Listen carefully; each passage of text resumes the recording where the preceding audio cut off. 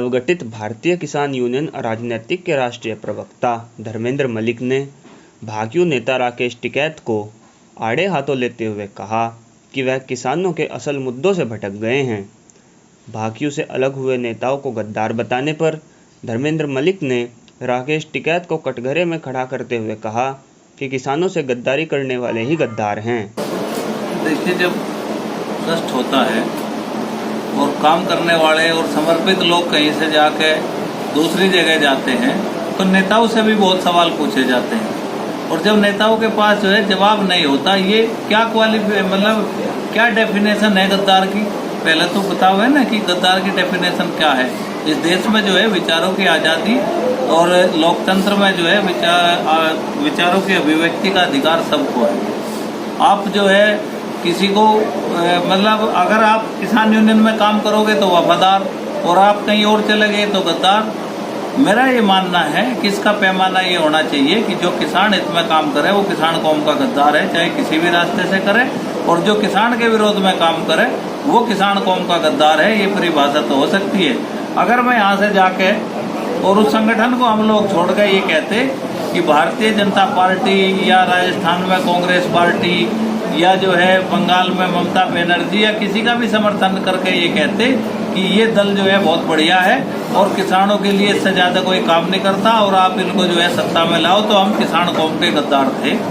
ये सर्टिफिकेट तो दरअसल एक किसान जो कौम है वो दे सकती है, और किसान का मतलब कोई 20 जनपद या 10 जिले नहीं होते, वो हो जाएगी, कर देंगे। किसान का मतलब पूरा भारत है, और पूरे भारत में विभिन्न विचारधारा हैं। और ये देश का जो आंदोलन था, 13 महीने जो आंदोलन चला, इस आंदोलन में किसी एक संगठन विशेष की कोई भूमिका नहीं है। इसमें 500 से अधिक संगठन थे और ये सबका सामूहिक नेतृत्व था, और जो भी चीजें हुई हैं वो सबको, उसका श्रेय सबको जाता है।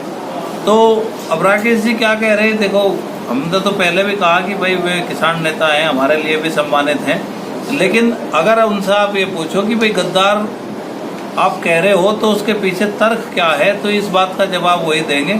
हमें तो ये लगता है कि हम तो किसान कौम के वफादार सिपाही हैं, और किसान कौम जहाँ आवाज़ देगी हम वहाँ पे खड़े मिलेंगे। धर्मेंद्र मलिक से जब पूछा गया कि लंबे समय तक भाकियू से जुड़े रहने के बाद उन्हें अलग संगठन बनाने की जरूरत क्यों पड़ी, तो उन्होंने कहा, आप देख नहीं रहे थे भारतीय किसान यूनियन जो एक राजनीतिक संगठन था, आपको क्या उसकी गतिविधि से नहीं लग रहा था कि ये हट गया और राजनीतिक रह गया? भाई आप जो है उस दिन तक ठीक थे, जिस दिन तक आप आंदोलन कर रहे थे तो आप किसी भी सरकार का विरोध करते और विरोध कर रहे थे तो वो बात ठीक थी। हमारा मुद्दा था बिल वापसी तो घर वापसी। सरकार ने आपकी बात मान ली, बिल वापस कर दिए, तो आपको घर में बैठना चाहिए था। आप तो फिर जो है एक दल विशेष के खिलाफ प्रचार करने लगे और एक दल विशेष का समर्थन करने लगे, और वहां तक भी देखा जाए चुनाव लड़ने वाले चुनाव जीत के चले गए, और जिन्होंने चुनाव जीता आज वे आए किसान के लिए। किसी कोई बात है या ओटीएस का विषय था, किसी एक विधायक सांसद का बयान बताओ, विधानसभा भी चली, किसी ने ये कहा होगी बिजली बिल पे छूट मिलनी चाहिए और हम उनके लिए ईवीएम की रखवाली करें। लोकतंत्र बचाने के लिए हर काम करना चाहिए, लेकिन लगे तो कि लोकतंत्र खतरे में है। आप जो है केवल एक इशू बना के और एक दल विशेष के खिलाफ अगर आप प्रोपेगेंडा करने का काम करेंगे तो कौन बर्दाश्त करेगा?